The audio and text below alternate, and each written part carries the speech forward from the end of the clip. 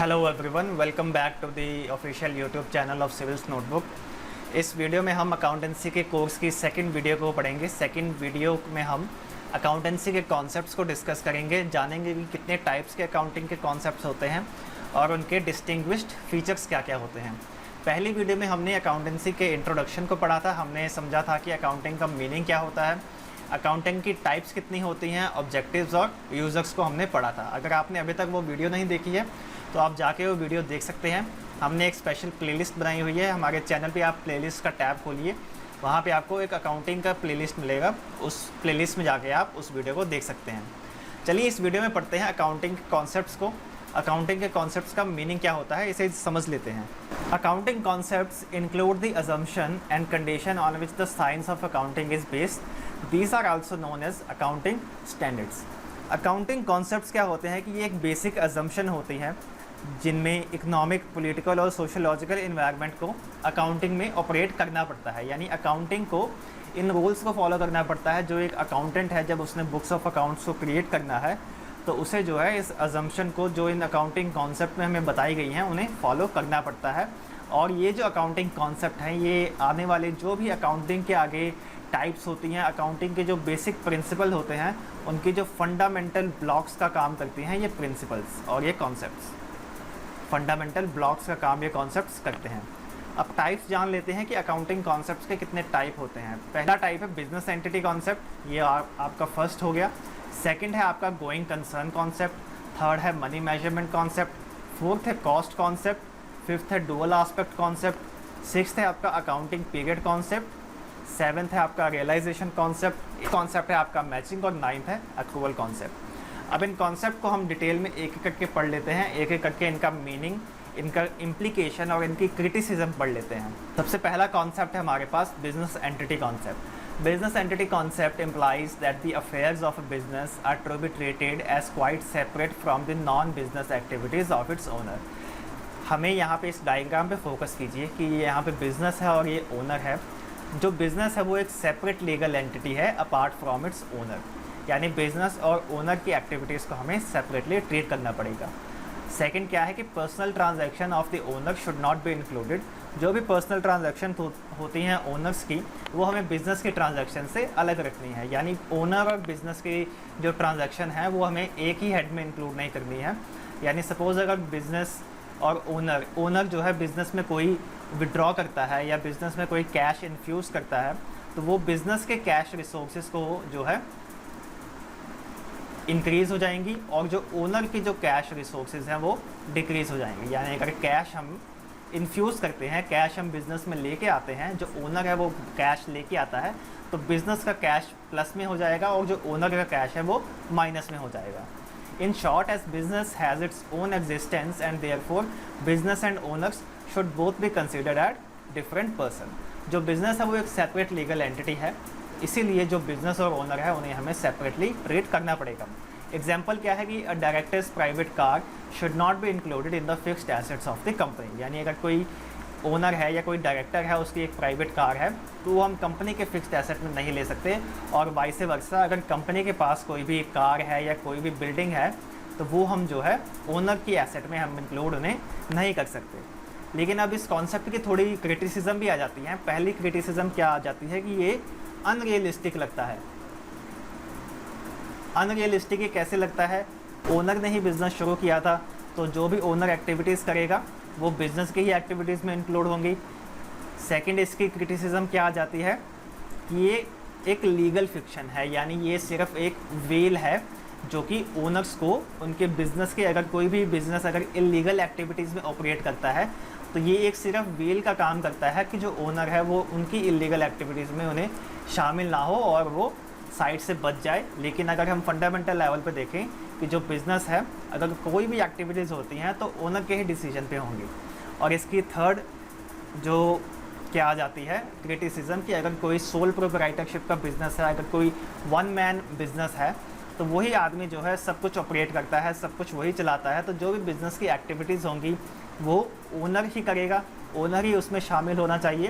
तो इसीलिए ये थोड़ा अनरियलिस्टिक लगता है।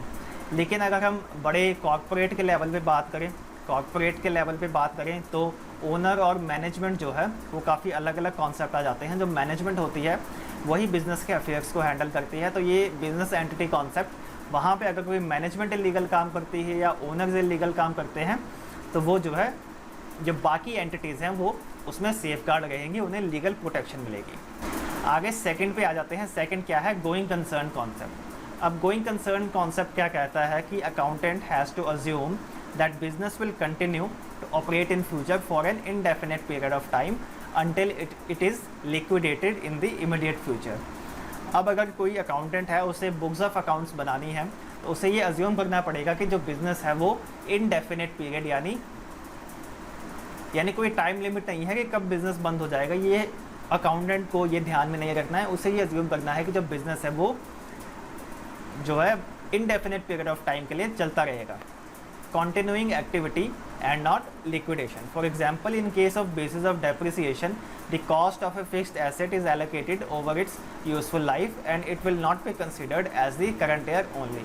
यानी अगर कोई आप जो है कार खरीदते हैं, बिजनेस में अगर कोई कार खरीदते हैं तो जो डेप्रिसिएशन है वो हमें कार की यूज़फुल लाइफ में लगाना है। यानी सपोज़ करो कि कार की यूज़फुल लाइफ 10 ईयर्स है। अब चाहे बिज़नेस 5 साल में ही बंद क्यों ना पड़ जाए या बिज़नेस जो है अगले 1 साल में ही बंद क्यों ना पड़ जाए, हमें जो कार की डेप्रिसिएशन है वो हमें इसीलिए अज्यूम करनी है कि जो बिज़नेस है वो कम से कम 10 साल तो चलेगा। इसीलिए हम जो डेप्रिसिएशन को 10 साल में इवनली डिवाइड करेंगे और डेप्रिसिएशन हम हर साल सब्ट्रैक्ट करते रहेंगे।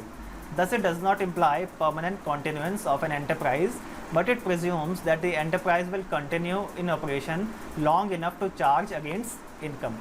यानी अब यहाँ पे ये इम्प्लाई नहीं हो जाता कि जो बिज़नेस है वो 1000 साल के लिए चलता रहेगा या 10,000 साल के लिए चलता रहेगा। ये अज्यूम करनी है कि जो एसेट की यूज़फुल लाइफ है, यानी एसेट की कोई भी एसेट है अगर इसकी यूज़फुल लाइफ है, कार की यूज़फुल लाइफ सपोज़ अगर 10 ईयर है, फर्नीचर की यूज़फुल लाइफ अगर सपोज़ 5 साल है, तो ये अज्यूम करना है कि कम से कम ये 10 साल या 5 साल तो बिज़नेस चलता रहेगा, ताकि जो हम डेप्रिसिएशन का चार्ज है वो इनकम के अगेंस्ट हम लगाते रहेंगे।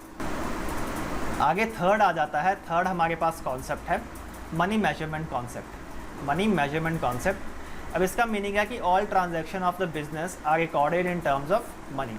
जो भी बिज़नेस की ट्रांजैक्शन है, क्योंकि accounting only deals with the financial aspect of the business, कोई भी अगर फाइनेंशियल या मॉनेटरी एक्टिविटी होती है तो वो हमें अकाउंटिंग में इंक्लूड करनी पड़ती हैं, बुक्स ऑफ अकाउंट्स में इंक्लूड करनी पड़ती हैं। तो मनी मेजरमेंट कॉन्सेप्ट हमें यही सिखाता है कि all the transaction of the business are to be recorded in terms of money. It provides a common unit of measurement. अगर हम सपोज़ इंडिया में हम रुपये यूज़ करते हैं तो बिज़नेस का हमें प्रॉफिट और लॉस निकालने में आसानी हो जाएगी अगर हम हर एक फाइनेंशियल जो भी ट्रांजैक्शन होगी उसे रुपये के टर्म्स में अगर हम इंक्लूड करेंगे या कोई फॉरेन करेंसी के टर्म्स में अगर हम इंक्लूड करेंगे अगर हम इंपोर्ट एक्सपोर्ट का बिज़नेस करते हैं। एग्जांपल क्या आ जाती है इसकी कि market condition, technological changes and the efficiency of management would not be disclosed in the accounts. अब ये जो है अगर एम्प्लॉयज़ अच्छा काम नहीं करते हैं, अगर मैनेजमेंट फ्रॉड है या अगर कोई और भी इलीगल एक्टिविटी होती है तो वो बुक्स ऑफ अकाउंट में इंक्लूड नहीं होती, क्योंकि बिज़नेस जो है और जो अकाउंटिंग है वो इन कॉन्सेप्ट में डील नहीं करता। वो सिर्फ और सिर्फ मनी के इनफ्लो, मनी कहाँ से आई और मनी कहाँ पे यूटिलाइज हो रही है, सिर्फ इसको जो है अकाउंट में लेता है। तो मनी मेजरमेंट कॉन्सेप्ट हमें यही बताता है कि हर चीज़ को हमें मनी के टर्म्स में रखना है। नंबर 4th कॉन्सेप्ट है हमारे पास कॉस्ट कॉन्सेप्ट। अब कॉस्ट कॉन्सेप्ट हमें क्या बताता है कि asset should be shown on the balance sheet at the cost of purchase instead of current value।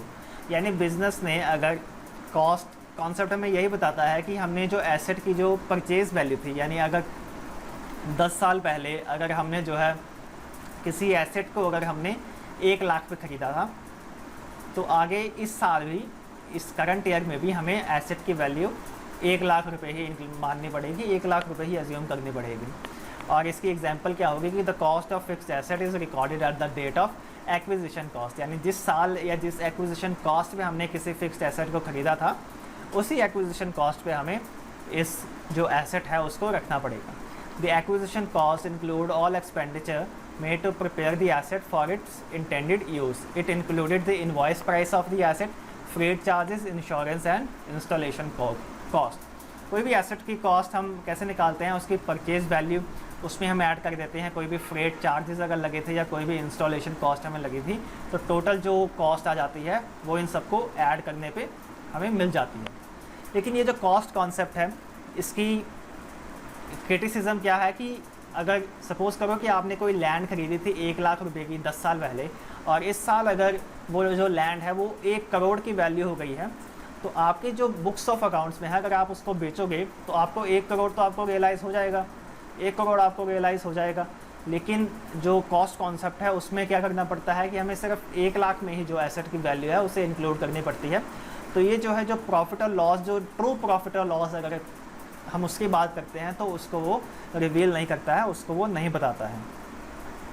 और सेकंड इम्प्लीकेशन ये है कि अगर आपके पास लैंड है 1 लाख की और आप अगर बिज़नेस को बेचना चाहते हो, तो अगर आप जिसको बेच रही हो अगर वो आपके लैंड को 1 लाख पे ही वैल्यू करता है तो उसकी कोई सेंस नहीं रह जाती, क्योंकि जो आपकी प्रेजेंट लैंड की वैल्यू है वो तो 1 करोड़ है। आप अगर उसको बेचोगे तो आपके पास 1 करोड़ आएगा। लेकिन अगर कोई आपकी कॉस्ट कॉन्सेप्ट पे ही आपको उसको वैल्यू करता है तो उसकी कोई एक प्रॉपर सेंस नहीं बन जाती। हमारा कॉन्सेप्ट है dual aspect concept. Dual aspect concept हमें क्या बताता है कि ईच ट्रांजैक्शन हैज़ 2 एस्पेक्ट्स। हर ट्रांजैक्शन के 2 एस्पेक्ट होते हैं। When a business acquires an asset it has to pay money. Acquiring an asset and paying money are 2 sides of the coin. यानी अगर सपोज हमने लैंड को परचेज़ किया है, लैंड को हमने परचेज़ किया है और लैंड किस हेड के अंदर आता है? लैंड आता है रियल अकाउंट के अंदर। और रियल अकाउंट का हमें रोल बताया है कि debit what comes in and credit what goes out. Debit what comes in and credit what goes out. यानी अगर लैंड हमने परचेज़ किया है तो हमें एक्वायर क्या होगी? लैंड अकाउंट को हम क्या करेंगे? डेबिट करेंगे। और अगर कैश दिया है हमने लैंड के लिए तो हम क्रेडिट में क्या लिख देंगे? To cash.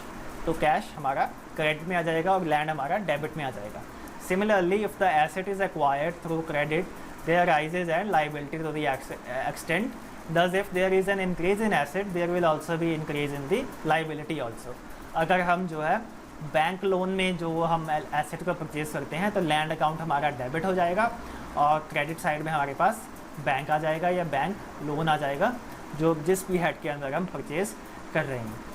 हमारा जो बैलेंस शीट का रूल क्या होता है कि जो एसेट होते हैं वो किसके इक्वल होते हैं? लाइबिलिटी प्लस कैपिटल के हमारा जो ये इक्वल होता है, या कैपिटल किसके इक्वल होता है? Asset minus liability. तभी जो बोथ साइड्स होती हैं बैलेंस शीट की वो आपस में मैच कर जाती हैं। आपस में मैच इसीलिए करती हैं क्योंकि जो एसेट होते हैं वो लाइबिलिटी और कैपिटल के इक्वल होते हैं। आगे हमारा 6th कॉन्सेप्ट क्या है? Accounting period concept. अब अकाउंटिंग पीरियड कॉन्सेप्ट हमें क्या बताता है कि जो भी फाइनेंशियल स्टेटमेंट्स हमने प्रिपेयर कर दी हैं वो एक स्पेसिफिक टाइम पीरियड के लिए प्रिपेयर कर दी हैं।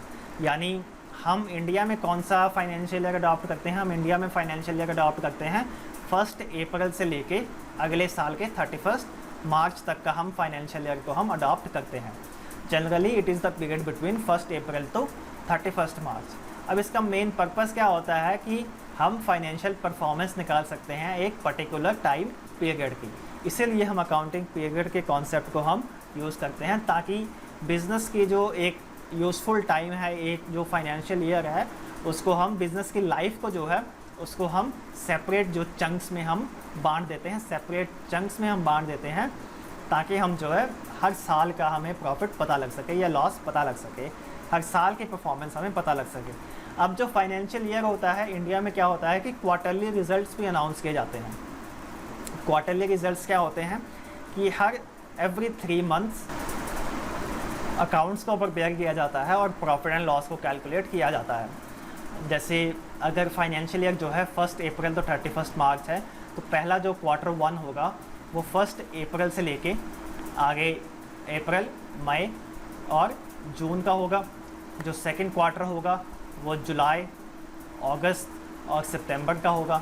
जो क्वार्टर 3 होगा वो अक्टूबर, नवंबर और दिसंबर का होगा। और जो क्वार्टर 4 होगा वो जैन, फेब और मार्च का होगा। जो मार्च में होगा वहाँ पे हम फाइनल अकाउंट्स को भी प्रिपेयर करेंगे। जो 31 मार्च को हम फाइनल अकाउंट्स भी प्रिपेयर करेंगे। तो अकाउंटिंग पीरियड कॉन्सेप्ट हमें यही बताता है कि हमने स्पेसिफिक टाइम पीरियड के लिए हमने अकाउंट्स को प्रिपेयर करना है। अब अगला कॉन्सेप्ट हमारे पास क्या आ जाता है? रियलाइजेशन कॉन्सेप्ट आ जाता है। Realisation concept develop rules for recognition of the revenue. जो रियलाइजेशन कॉन्सेप्ट है वो एक अकाउंटेंट को एक बेसिक फ्रेमवर्क प्रोवाइड करके बताता है कि कब जो है हमने रेवेन्यू को रिकग्नाइज करना है। यानी सपोज करो कि डिफरेंट स्टेजेस हैं। सबसे पहले आपने की प्रोडक्शन, उसके बाद आपने कस्टमर को सामान बेचा तो कस्टमर से हमने रिसीट ली, उसके बाद कस्टमर को हमने डिलीवरी दी गुड्स की, और उसके बाद हमें लास्ट में कैश आया।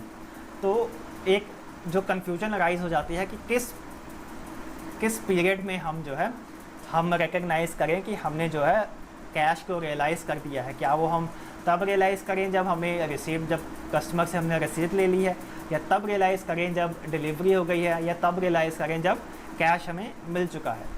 तो जो रियलाइजेशन कॉन्सेप्ट है वो हमें ये बताता है कि जो हमने प्रॉफिट को हमने तब मान लेना है जब कस्टमर को लाइबिलिटी इनकर हो जाती है, जब कस्टमर की लाइबिलिटी जो है अराइज हो जाती है कैश पे करने की। यानी जब हम डिलीवर कर देते हैं गुड्स को, जब हम अपने जो गुड्स हैं उनको कस्टमर को हम प्रोवाइड कर देते हैं और कस्टमर की एक लाइबिलिटी इनकर हो जाती है, तो उस स्टेज पे हम जो है प्रॉफिट को रियलाइज़ कर देते हैं। The concept provides that revenues are recognized when it's earned and not when the money is received. A receipt in advance for the supply of goods should be treated as prepaid income under current liabilities. Since revenue is principal component in the measurement of profit, the timings of its recognition has a direct effect on the profit. यानी अगर suppose करो कि हमने जो है 1 अप्रैल को हमने production की, उसके बाद 1 जुलाई को हमने कस्टमर को सामान बेचा, और उसके बाद आगे 1 फरवरी को कस्टमर को डिलीवरी हुई गुड्स की, और अगले साल जो है हमें 1 जून को हमें जो है कैश मिलता है। तो इस स्टेज पे हमारा जो रियल होगा वो तो यही होगा कि हमने जो है डिलीवरी तो दे दी है और कस्टमर की लाइबिलिटी इनका। अगर हम इस साल प्रॉफिट्स को हम इंक्लूड नहीं करते हैं तो वो जो प्रॉफिट होंगे वो अगले साल के लिए अगले साल के अकाउंट्स में शो होंगे, और जो हमारा जो इस साल का प्रॉफिट होगा वो कम शो करेगा। तो इसीलिए जो रियलाइजेशन है वो हमें बताता है कि हमने जो है प्रॉफिट्स को 1 फरवरी को रियलाइज़ कर देना चाहिए जब कस्टमर को डिलीवरी पहुंच गई है। अब मैचिंग कॉन्सेप्ट हमें क्या बताता है कि matching concept states that the revenue and the expenses incurred to earn the revenues must belong to the same accounting period. So once the revenue is realized, the next step is to allocate it to relevant accounting period. अब matching concept हमें ये बताता है कि जिस साल का revenue है हमें उसी साल के एक्सपेंसेस के साथ उसे मैच करना पड़ेगा। यानी एग्जांपल सपोज करो कि अगर हमने जो है एक्सपेंसेस की पेमेंट की 2020 में हमने जो है एक्सपेंसेस की पेमेंट की, कोई भी हमें रेंट था हमने 2020 में उसे पे कर दिया, लेकिन वो जो रेंट था वो हमने देना कब था, वो 2021 में ड्यू होना था। तो हमने ये क्या करना है कि जो एक्सपेंसेस है वो हम इस साल के रेवेन्यू से उसे माइनस नहीं करेंगे, हम उसे क्या करेंगे, हम उसे प्रीपेड एक्सपेंसेस की कैटेगरी में डाल देंगे। प्रीपेड एक्सपेंसेस की कैटेगरी में डाल देंगे, वो इस साल के लिए हमारा क्या हो जाएगा, एसेट हो जाएगा, और जो हमारा एसेट होगा वो इसी साल के लिए मैच होगा, और जो एक्सपेंस होगा वो नेक्स्ट ईयर के लिए इंक्लूड होगा। यानी जब हम नेक्स्ट साल फाइनेंशियल स्टेटमेंट्स बनाएंगे और जब हम नेक्स्ट साल रेंट की पेमेंट को इंक्लूड करेंगे, जो पिछले साल हमने जो प्रीपेड एक्सपेंडिचर का जो अमाउंट ली थी, इस साल हम जो है वो माइनस कर देंगे, एक्सपेंसेस में से माइनस कर देंगे। तो हमें यही बताता है कि जो एक्सपेंसेस है करंट ईयर की, वो रेवेन्यू करंट ईयर के साथ ही मैच करने चाहिए। अगर कोई एक्सपेंस है, अगर सपोज़ करो आपने जो है अपनी हेल्थ इंश्योरेंस पे की है और हेल्थ इंश्योरेंस आपने 10 साल का प्रीमियम जो है वो पे कर दिया है एक ही साल में 10 साल का प्रीमियम हमने हेल्थ इंश्योरेंस के लिए पे कर दिया है।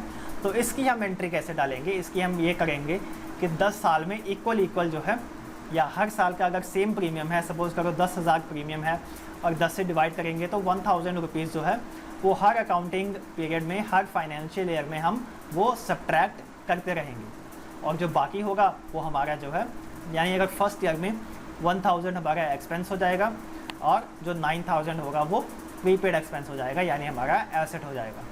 तो मैचिंग कॉन्सेप्ट हमें यही बताता है। आगे लास्ट कॉन्सेप्ट हमारा क्या है कि अक्रूवल कॉन्सेप्ट। अक्रूवल कॉन्सेप्ट एक बहुत ही इंपॉर्टेंट कॉन्सेप्ट है, और अक्रूवल कॉन्सेप्ट जो है अकाउंटिंग का एक बेसिक फंडामेंटल हमें प्रोवाइड करता है। अक्रूवल कॉन्सेप्ट क्या है कि हमने जो है रेवेन्यूज़ को तब रिकग्नाइज़ कर लेना है जब वो रिसीवेबल हो जाए, इवन दो हमें कैश अगर मिला है या नहीं मिला है। और एक्सपेंसेस को हमें तब रिकग्नाइज कर देना है जब वो पेबल हो जाए, इवन दो हमने कैश अगर पे किया है या नहीं किया है। इसकी एग्जांपल हम देख लेते हैं कि हमने जो है सपोज सैलरीज़ हमने पे करनी है, सैलरीज़ हमारी ड्यू है और वो इस साल हमारी ड्यू है, लेकिन वो जो सैलरीज़ हैं वो रिलेट कब करती हैं, वो 2022 की रिलेट करती हैं। तो इस साल हम उन्हें क्या लिख देंगे, इस साल हम उन्हें प्रीपेड सैलरीज़ में उसे हम इंक्लूड करेंगे, प्रीपेड सैलरीज़ में हम उसे इंक्लूड कर देंगे। इसी तरह अगर कोई एक्सपेंस है वो अगर प्रीवियस ईयर का था, अगर हमने पिछले साल की सैलरीज़ देनी थी, इस साल हमने वो पे की हैं, तो हम वो आउटस्टैंडिंग सैलरीज़ में हम उसे इंक्लूड करेंगे। इसी तरह हम रेवेन्यूज़ को भी इसी तरह रिकग्नाइज़ करेंगे। अगर हमने रेंट रिसीव करना था पिछले साल, अगर हमें इस साल आया है तो वो हम आउटस्टैंडिंग रेंट रिसीवेबल हो जाएगा। अगर हमने अगले साल का रेंट पे किया है, जो अगले साल का रेंट हमने इसी साल पे कर दिया है, तो वो प्रीपेड रेंट में आ जाएगा, प्रीपेड रेंट में आ जाएगा। और अगर हमने अगले साल रेंट रिसीव करना था और इसी साल हमें रेंट रिसीव हो गया है, तो वो प्रीपेड रेंट रिसीवेबल में आ जाएगा। तो अक्रूवल कॉन्सेप्ट हमें यही बताता है कि हमने जो है रेवेन्यूज़ को तभी रिकग्नाइज़ करना है जब वो रिसीवेबल हो जाए, चाहे हमें कैश मिला है या नहीं मिला है, और एक्सपेंसेस को हमें तब रिकग्नाइज़ कर देना है जब हम वो पेबल हो जाएं, चाहे हमें कैश मिला हो या नहीं मिला हो। तो अक्रूवल कॉन्सेप्ट हमें ये बताता है। तो हमने जो अभी तक टोटल 9 कॉन्सेप्ट्स को हमने यहाँ पे डिस्कस कर दिया है।